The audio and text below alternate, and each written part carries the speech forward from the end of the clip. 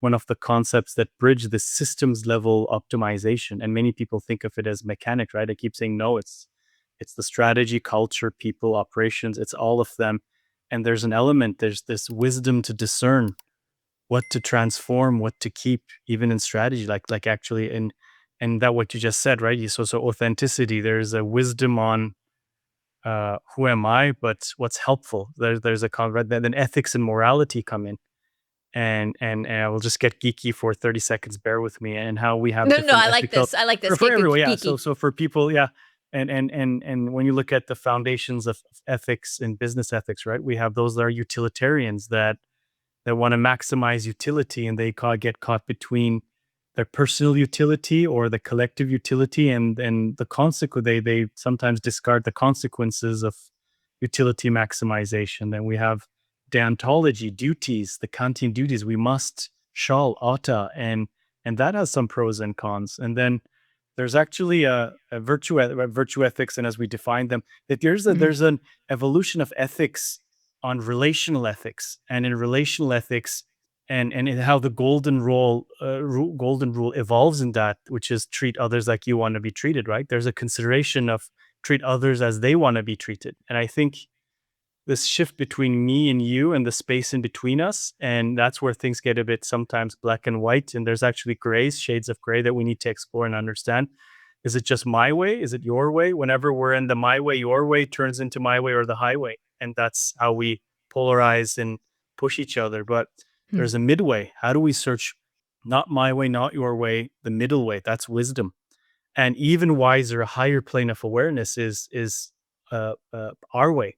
So if we can co-create our way, so that's what I hear you. That's that. I think today the world situation is very much polarized, and we need people just to remind each other that virtue is a golden balance point. When we go to extremes, it becomes watch outs. The more we can come to this, that's more wiser, and if we can explore that. That is an interesting way of putting it.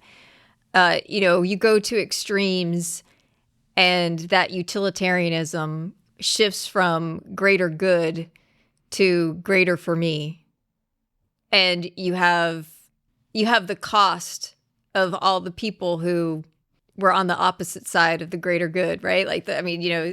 Just like the train example, right? Do you move the train and run over 5 people, or do you move it save the 5 people and kill somebody you love, right? Like utilitarian would be like, well, more people, you save them, but then the minority gets pummeled.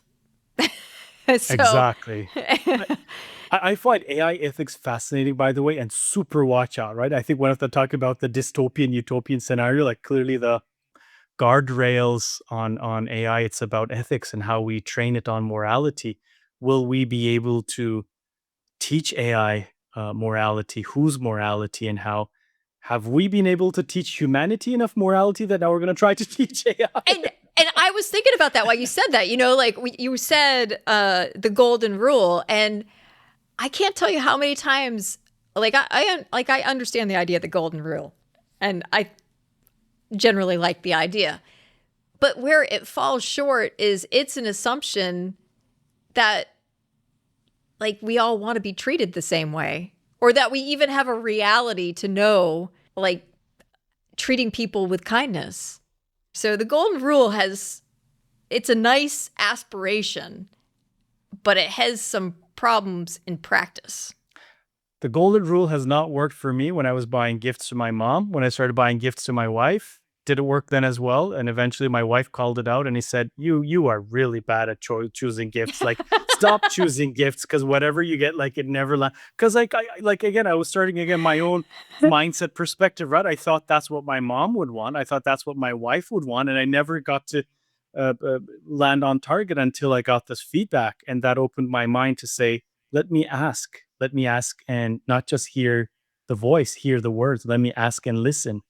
And over years, what I'm starting to learn and also study again, wisdom at work. Most people mix up inclusion with Coming together. consensus, or Yeah. inclusion. It's tapping into collective wisdom. It's tapping into other minds. And if you have the strong enough mind, you're okay asking, listening, learning. You don't have to take it all. you learn, listen, right? So that's again the wisdom, the discernment. But yeah, there's even the golden rule has extensions, and they call it the platinum rule these days. So treat others as they want to be treated. And it's just a simple check-in. It's a simple check-in on asking, listening, and understanding. No, I hadn't heard that version. It's just, and again, let's be watch out. Again, we have a tendency to immediately take it to extremes. Oh, Yeah. so here's another extra. It's nothing. It's a very, very center view. It's a very much. It's a wise place to ask, listen, and decide accordingly. Yeah. Well, I think we just got your philosopher on. I was going to ask you, and maybe maybe you still want to respond to this, is how has the philosophy shaped your work? Like either in terms of identifying this is a system problem with some gaps, or how you're thinking about it in terms of AI. Yeah, whether it's just philosophy alone or maybe it is, but it's also very pragmatic and realistic in the sense of when I was early on in my life and career as an engineer and working on operational efficiency You're projects and kind program. of you're kind of an unusual cat because you got the philosophy and the engineering. Although I And guess there's a I lot of know, I know it's logic. I guess there's a lot of yeah, logic in philosophy, but yeah. I don't know what type of a beast I am either. But yeah, the joke aside, yeah, I have a bit of an interdisciplinary background. But again, I think that's what helps me see and understand from philosophy to business to leadership. And but the operational efficiency maps, when we mapped the whole process, did the classic fishbone diagram, right? The five whys, the Ishikawa diagram, why, root cause analysis. I Mhm. have not seen a single fishbone analysis that did not have an element of communication or team or the human aspect, right? It was never just about process bottleneck, machine bottleneck, supply chain bottleneck. There was always a human side of the equation. Oh, I And love that. the first time that I noticed this, and it's I barely passed an exam in university on operation research, not because I didn't know how to solve it. It was an airport optimization problem, planes landing and taking off, and buses and shuttles and people optimizing pages and pages of equations. I remember having this moment of pause, this moment of noticing. I started hearing the pens writing and looking around, and I'm like, this is not just about the equipment, the devices, the numbers. And I started thinking about, I didn't have the words I have now. I started thinking about, are these people working well together? Are they in the right place? Are they good teams? And leadership, are they led well? Like culture, how does that work? And so it's just these ideas that I didn't know that I was curious about to understand. And that's what kind of pushed me on a path in life to understand that optimization or Mm. success, or it's not just one side of the equation. It's not just numbers. It's something whole. It's holistic, interrelated. So I started looking Right. at that. And as I went down the engineering path, and from there went on to strategy and culture, this kept coming back. Like Oh, it's not about the absolutely. best strategic plan. It's not about just the best culture values definition, right? It's about the leaders, the cascade, the embodiment, the relationship, and the human side was making such a difference.